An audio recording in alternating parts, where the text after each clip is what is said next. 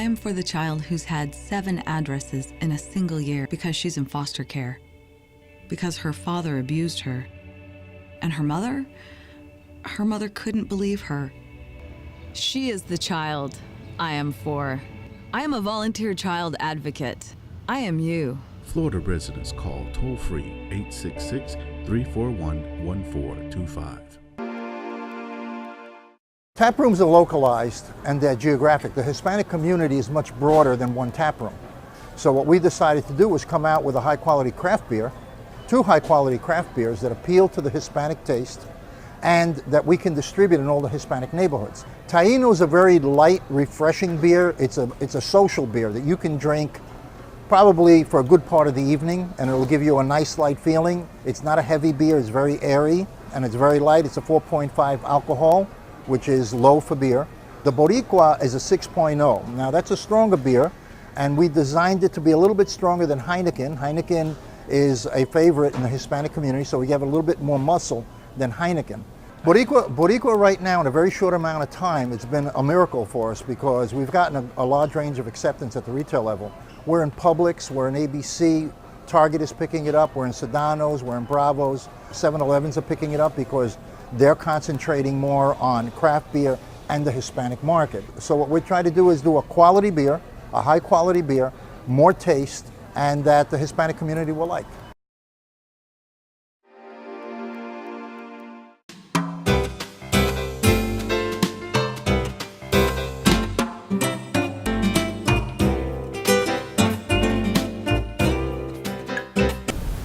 Hi, this is Margie Vieira with Latina Role Models, brought to you by the Hispanic Chamber of Commerce of Metro Orlando. We have here today our special guest, Quisqueya Nunez, and she will talk to us, to everybody today about her experiences as a Latina in the workforce, and we're looking forward to hearing this great story. Tell us, Quisqueya. Thank you. So happy to be in here. Oh, absolutely. Glad to have you. So tell me one thing. Quisqueya, love your name. Okay. Where are you from, Quisqueya? I'm from Dominican Republic. Dominican. Very proud to be Dominican and very proud to be Hispanic. Outstanding. What do you do? Well, I work with Clear Channel Outdoors. What we do is help clients to target their market with billboards, and when clients are driving Main Street, Secondary Street, then you are able to target their market with billboards. Outstanding. It looks like you enjoy your job. Very beautiful job. Oh, love it. Outstanding.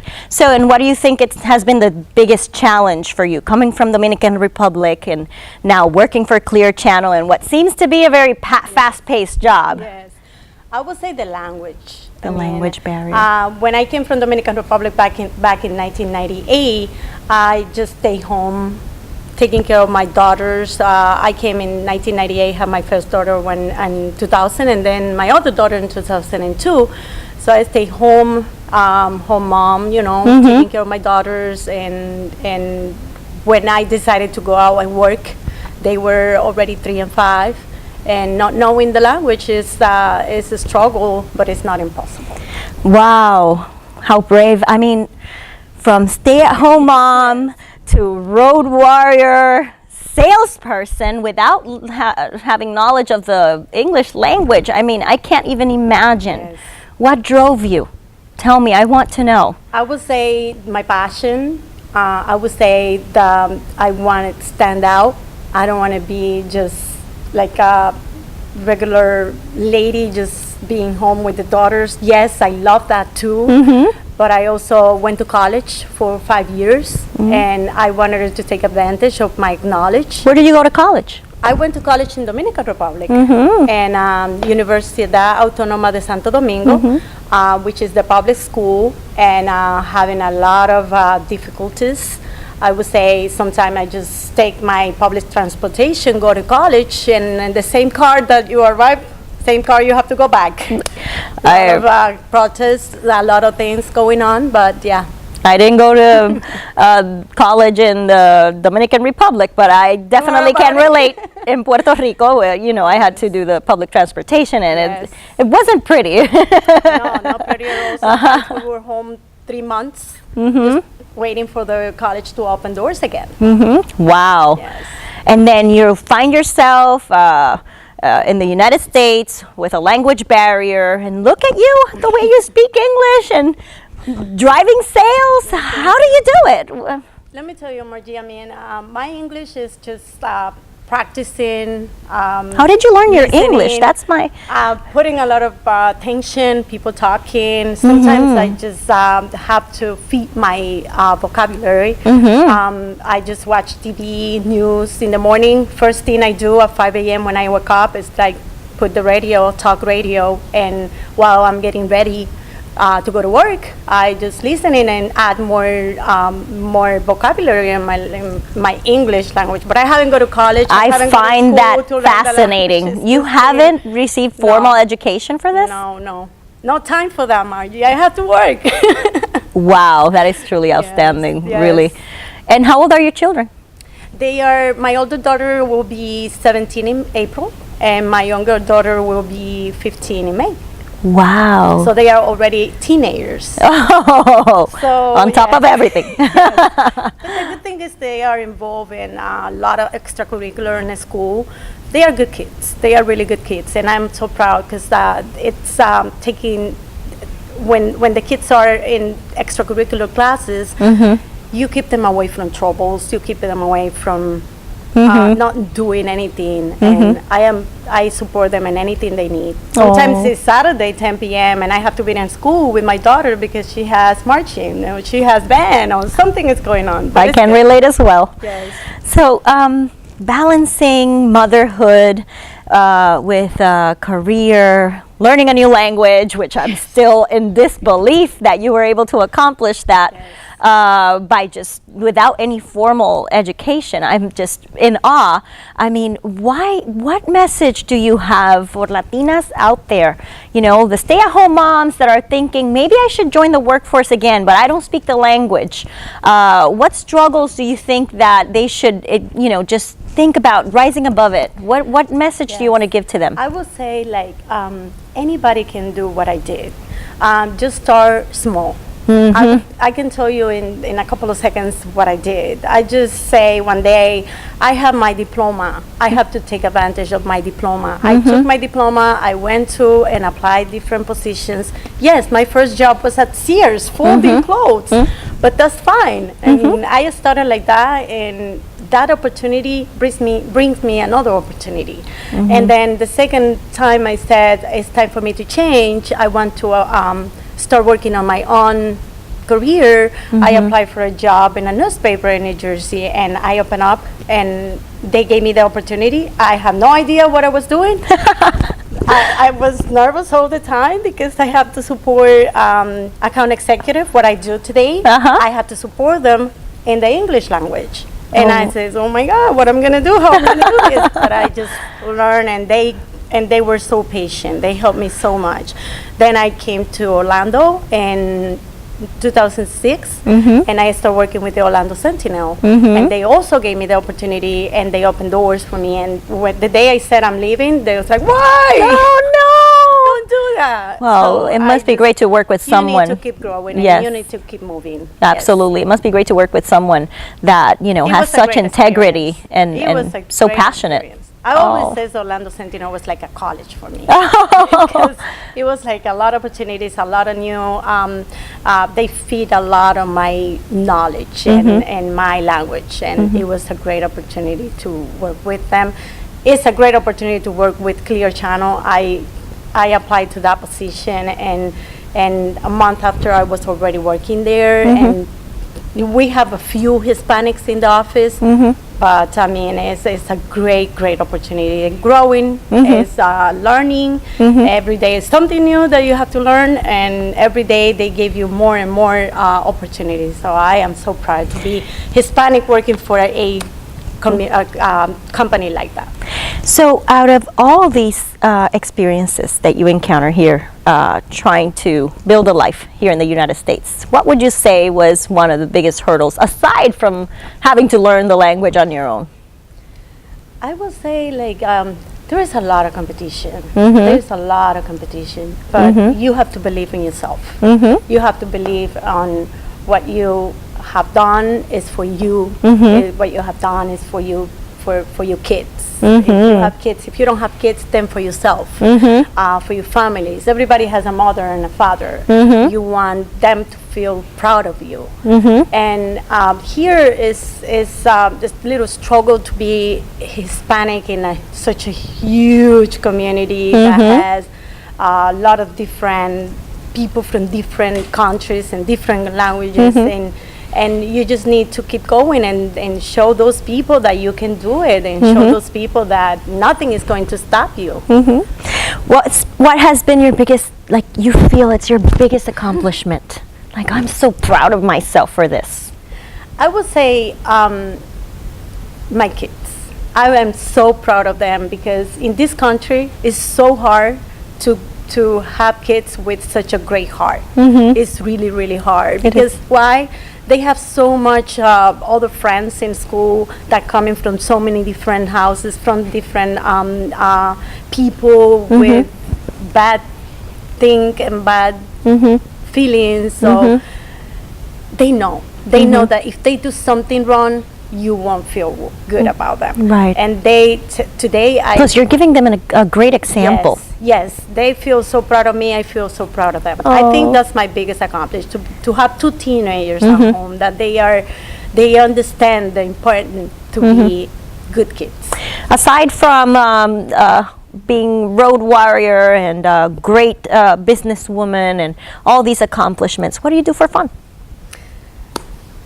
That's a good question. I like to go to movies. I mean, coming from Dominican Republic, I can already think about a couple. Right now, I mean, I am a single mom, and my free time is to go with my kids to Universal Studios, go to watch a great movie, go to their activities that they have. I really rather to have that free time with them than go out there and just try to find and fulfill myself with something that is not good. Wow. I mean, I truly enjoyed this conversation with you. You're truly an inspiration for all Latina role models out there. So to all Latina role models out there, I will be expecting you every Tuesday at 10 p.m. at channel 194 on Spectrum. Until next time. Mira, ¿dónde tú estás? Ya estoy aquí, mi vida. ¿Pero qué están tomando? ¿Pero por qué? Porque te traje lo nuevo y diferente, Taíno Light Boricua Beer. Y lo más importante es que es lo nuevo y acabadita de salir al mercado. ¿Y saben buenas? Claro, ambas cervezas tienen los mismos beneficios que una copa de vino, con menos calorías. La Boricua Beer 6%, fuerte pero con sabor. Y la Taíno Light 4.5% y es artesanal. Eso es. Somos familia, calidad y sabor. Visita boricuabeer.com. I am for the child who's had 7 addresses in a single year because she's in foster care, because her father abused her, and her mother couldn't believe her. She is the child I am for. I am a volunteer child advocate. I am you. Florida residents call toll-free 866-341-1425. Hi, this is Margie Vieira with Latina Role Models, brought to you by the Hispanic Chamber of Commerce of Metro Orlando. And today I have a very special guest. She's our co-host for the Latina Role Models show. Her name is attorney Sandra Rivera. And I'm sorry that I stuttered there, but because it rhymes with Vieira, it was like Sandra Vieira. No, Sandra Rivera. My father would be proud. Yes, absolutely. Mine too. Absolutely. Look, Margie on TV. So tell me, Sandra, why did you decide to join the show?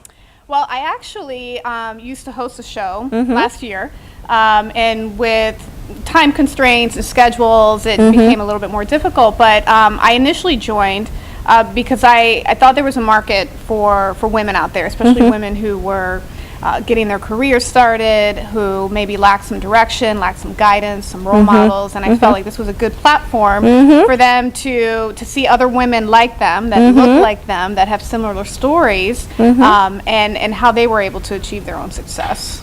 So Outstanding. Yeah. Well, maybe we share the same vision. Absolutely. You know, I do as much as I can to be out there in the community and trying to inspire women, our Hispanic youth, however it is that we can find a way to contribute for the betterment of our community. Absolutely. So I'm glad that you're on board. Absolutely. Well, I think, you know, women as a whole, especially in this day and age, it's becoming a movement. And, you know, we have marches, we have parades, and, you know, celebrating being a woman. And it is something to be celebrated. So I think if we can corner that market, if we can build on that within our own Latina community, I think right now it's ripe for the taking. It's the right timing. Absolutely. And aside from all the marches and celebration, you know, the fact that we have women with outstanding accomplishments, women that have overcame so many struggles on their own, sometimes, myself included, just because they want to be part of something big. They want to be contributors. They are smart. They're fast. They're brave, and they are putting it out there. So I'm glad that we have this platform to showcase those achievements. Absolutely. Yeah, agreed. Agreed. And I think the more we're exposed to those type of women who are making things happen and on such great levels and at such great costs. I mean, some of these women have incredible stories that they've, you know, things that they've overcome in their lives to reach their success. Some things that you may think, I don't know how you ever got through that. I would never be able to overcome that and still achieve success. And it's just a constant reminder that that we only limit ourselves, you know, and if you want something bad enough, then there's always somebody who you can look to as an example of this person overcame this, so my thing doesn't seem so big anymore. Absolutely. You know, I hear stories every day at the Hispanic Chamber of women who they don't even see their big monumental struggles as something big at all. They just talk about it like it's nonchalant, you know, and then they just tell you about it. I'm hearing the stories and I'm like, oh my God, how do they make it happen? But they didn't see it that way. You see, they made their problems smaller than what they really were, so that they can really overcome them. And I've come across women with amazing stories, amazing entrepreneurs doing great things, not only for themselves and their families, but for the community as a whole.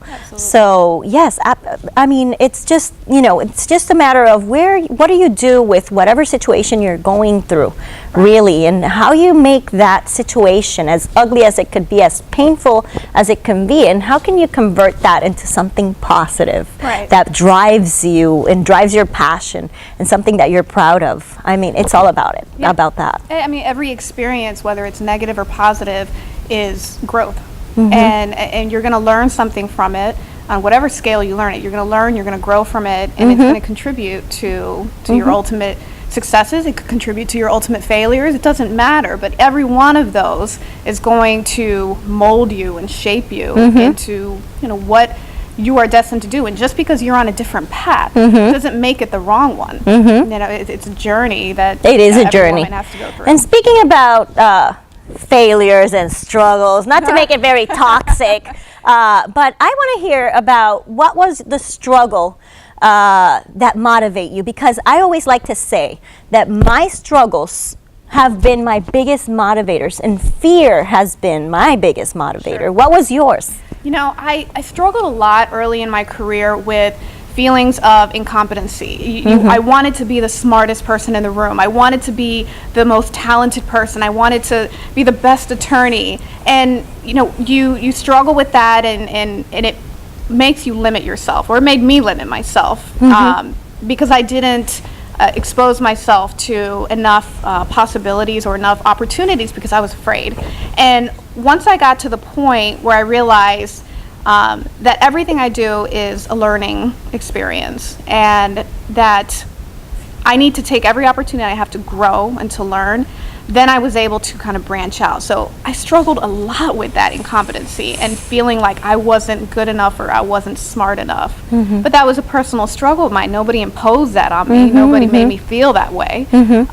But once you get through that, once I got through that, I was able to kind of let myself blossom. We don't have to be perfect. That's right. And I think we struggle with that. We do. You know, whether it's you're a mother, a wife, a business owner, an employee, we all want to be perfect at everything. We want Yes. to be involved in everything and have people praise us all the time. And it's nobody expects that of us, but we expect it of ourselves. So We are the ones raising that bar of Absolutely. perfection, where my hair needs to be perfect, my outfit needs to be perfect, I need to be the perfect mom, Right. I need to be perfect at work, I can't have, show any kind of vulnerability because then it seems like I'm not good enough. Yeah, and overcoming that is very hard. it is. Yes. It is, especially when, and I'm sure your experience is similar to mine, where people expected us to do well. We were intelligent women, or we are intelligent women, and we have goals and aspirations. We don't want to let anybody down. Yes. We don't want to fail in front of anybody. No. because- Yeah. So. Yeah, that fear of failure sometimes, it will drive you insane. In 2014, I ran for judge in Seminole County, and I went into that race not knowing anything about politics, about campaigning. It was something that I wanted to do and I wanted to pursue. Good for you. And yeah, it was a great experience. It was a humbling experience. I didn't win, but it taught me that I am more than I let myself believe. I mean, there were a lot of people who supported me, but I had to reach that point where I was okay with that failure. It was okay. I You learned gained a lot from it. Exactly. And I got out of my comfort zone and I did it. And I did well at it. So And not only that, well, next time you decide to run for something, you know what you can work on, what is it that you need to do, and if it's that necessary too, because being a public servant, it should be something very daunting. Yes. And being in the public eye all the time, that's not something for everyone. But if that's what you want to do, now you had that roadmap. It's Absolutely. absolutely going to help you, and in your career as well. Sure.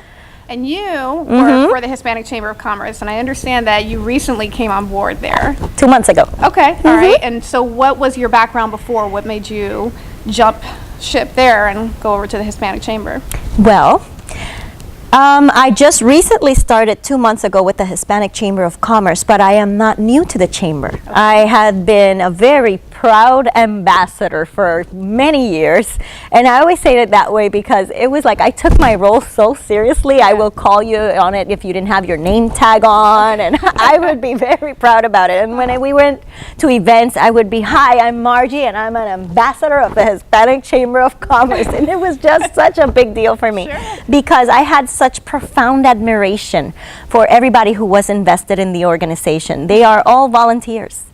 Aside from the staff, of course, but everybody who's involved, the board of directors, the ambassadors, the leads groups, people spearheading committees, and their accomplishments are just truly amazing. Right. Before that, I was in a similar role of marketing and business development and admissions and student affairs for Sistema Universitario Ana Jiménez, which is a Hispanic serving institution and the only bilingual university in the United States. So I took so much pride in that. And I spearheaded a program which was geared towards Hispanic youth. And I discovered one of my biggest passions there.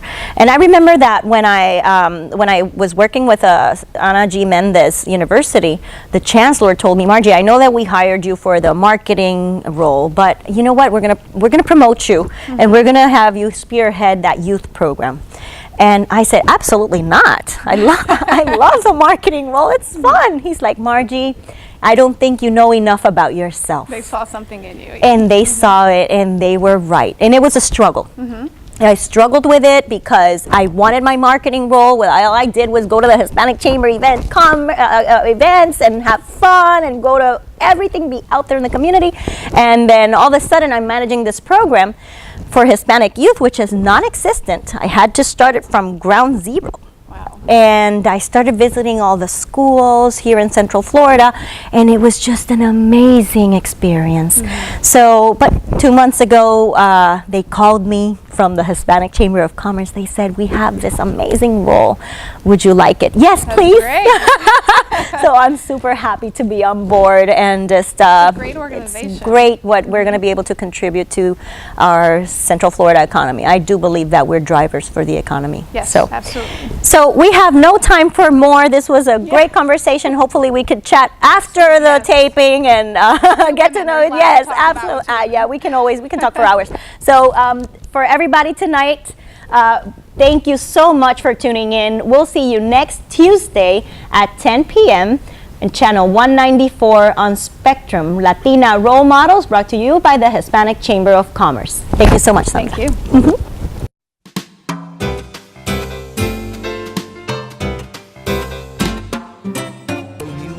It is the kind of weekend where an ice cold beverage is probably the thing you want. A local businessman launching his own craft beer company, and he's targeting Hispanic customers. He's at the Sentinel today to tell us more about this new beer. Caitlin. Yeah, so actually you took the words out of my mouth, Andrea. I was thinking whether a nice weekend means maybe a nice cold brewski. And I actually have Kyle Arnold, who's our restaurant and retail reporter in-house. And Kyle, you know, craft beer is a trend, but it seems that we have one local brewer taking it to sort of the next step. And let's talk about Boricua craft beer and Taino beer, which is like sort of its lighter sister beer. So talk to me about those two products. Yeah, exactly. It was a beer that was launched here a couple months ago by a local company at Altamont Springs. Danny Ramos is running it. It's being produced up in Cape Canaveral at Florida Beer Company. And it is a beer that is, you know, hoping the Boricua name means Puerto Rican.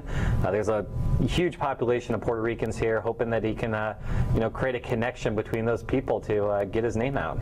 So when I think of craft beer, you know, I think it certainly targets a specific audience, but he's taking it a step further. Can you elaborate more on why target the Hispanic population? Yeah, there's like 500,000 Hispanics in this area.